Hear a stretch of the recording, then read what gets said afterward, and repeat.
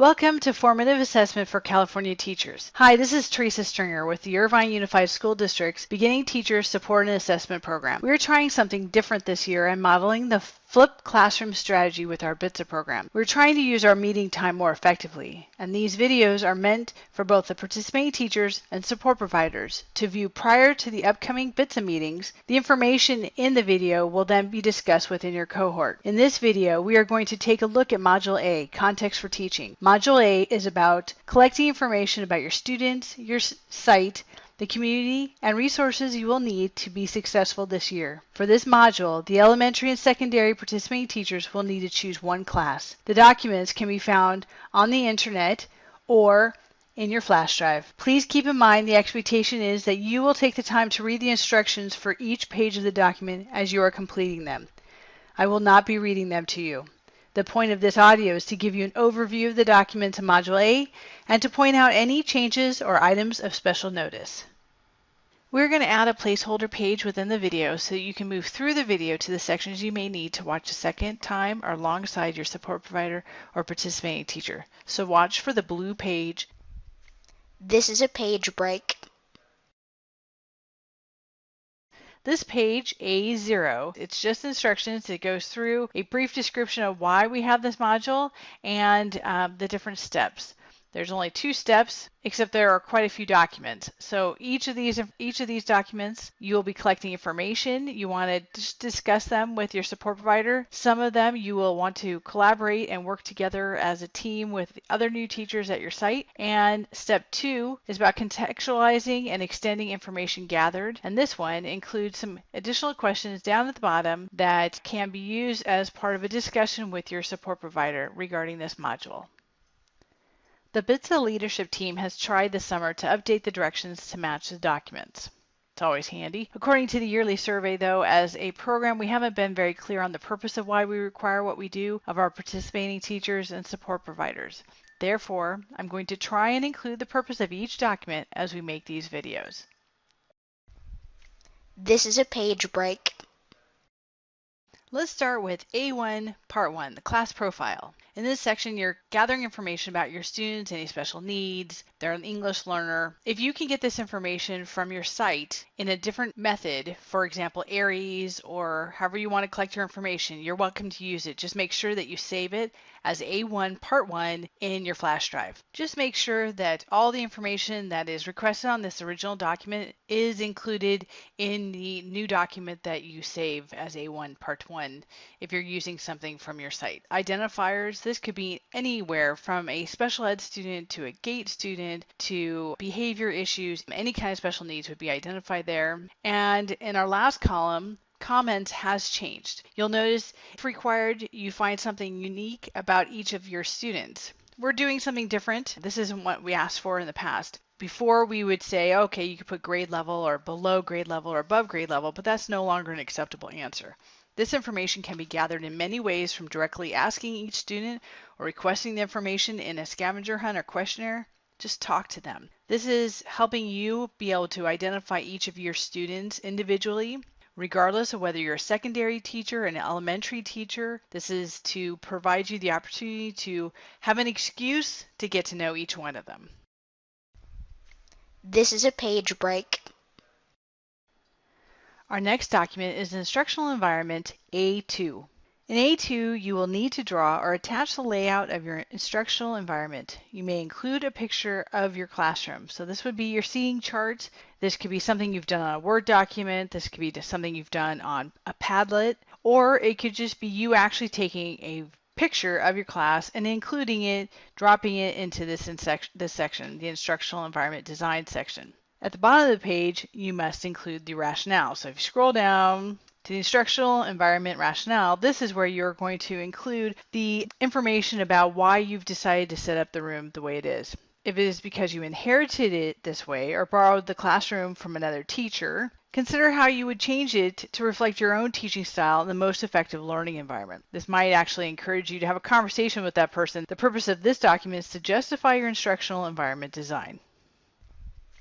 This is a page break.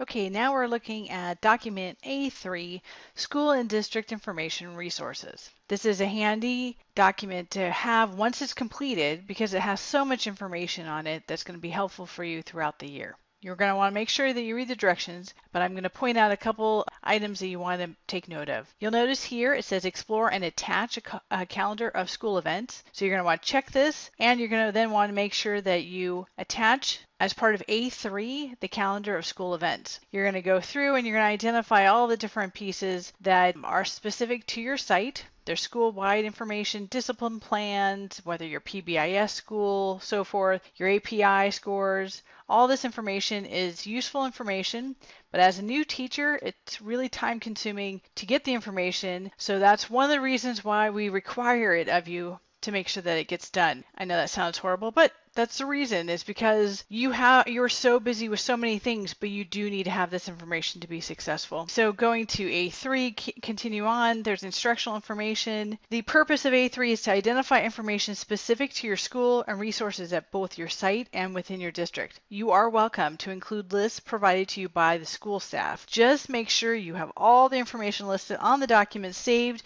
as A3 in your flash drive. A note to make is that if you have any other colleagues at your site, feel free to please take advantage of working together to collaborate and get the information. It would save you a lot of time. But this information, again, is pertinent. It's extremely important. You don't know when you'll need the information until it's right upon you. So you'll have a quick reference to where to find the information. This is a page break. We are now looking at the Homeschool Communication Document A4. The purpose of A4 is to reinforce the importance of documenting your communication with families. You're welcome to use your own method of documentation, but please save as A4 and include in your flash drive. You will want evidence of communication with all parents from a class, which may include group emails, newsletters, Edmodo, or individual communication with parents. You may want to consider documenting communication with parents on your Outlook calendar because it'll keep track of the dates that you actually spoke to them. It is vital to keep documentation of parent communication from the beginning of school, your own records, and in case the information is requested by site leadership. If you feel more comfortable, include first name and the first initial of the last name of all your students. Please keep in mind that this information is for your own use. It will remain confidential. This is a page break.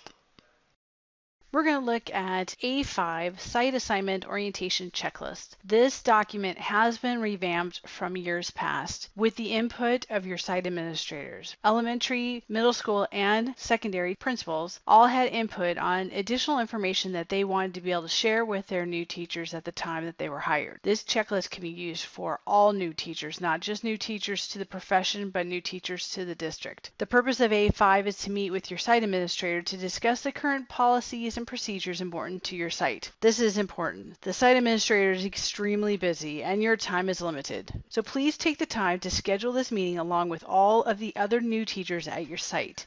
It's very difficult for a principal to sit down with one new teacher and then a couple days later do the same meeting with another teacher when this information can be shared all at the same time. Make sure your name and date is at the top of the form right here, participating teachers section, and your school. You would be surprised how many teachers in our BTSA program turn in these documents without their names. Ironic, isn't it? Once all the items have been discussed, please have your administrator sign it. It must then be scanned and saved into your flash drive. A copy must also be sent to the BTSA office, care of Human Resources. If you are at a new site but are year 2, you will also have to have this checklist done. In addition, if you have a new administrator, then you will also need to have it signed and meet with the site administrators. At the request of principals, additional information is in this checklist, so make sure that you discuss all of the different pieces in this document. And this is where they would sign it and date it.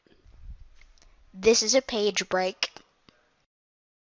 Welcome to the Community Map A6. This is the last document in Module A. I'm excited, so I know you're excited. The purpose of A6 is to include a map of the community, which should help you understand the community where your students live. Highlight information that's important to them, such as the library, where they hang out after school. We know that many of the libraries are where students go because they don't have any kind of daycare and their parents are going to meet them there. So anything that is important for them, for you to know about them, you want to include in this community map. When I started teaching, there had been a man shot at a local 7-Eleven. Some of you have heard this story, so disregard if that's the case. But the kids were really bothered by the situation, and I didn't quite understand until it was explained to me later that day. Many of my students were latchkey kids, and they would hang out at 7-Eleven after school. The man had been shot within an hour of many of them leaving 7-Eleven the night before. The location of the 7-Eleven was extremely important to my students, and therefore impacted them and their learning due to the emotional stress of what had happened.